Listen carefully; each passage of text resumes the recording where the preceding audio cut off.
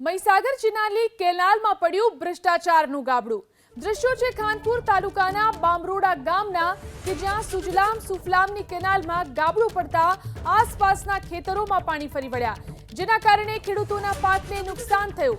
હાલ કેનાલમાં 600 ક્યુસેક જેટલું પાણી છોડવામાં આવી રહ્યું છે, પરંતુ ગાબડું પડવાને કારણે પાણી બંધ કરવામાં આવ્યું।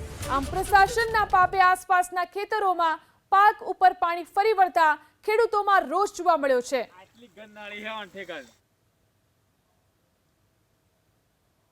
તો મહીસાગરમાં બામરોડા ગામ પાસેના દ્રશ્યો છે, જોઈ શકાય છે કેનાલમાં ગાબડું પડ્યું છે। સુજલામ સુફલામ કેનાલની અંદર ભ્રષ્ટાચારનું ગાબડું પડ્યું અને કેનાલનું પાણી આસપાસના ખેતરોમાં ફરી વળ્યું છે।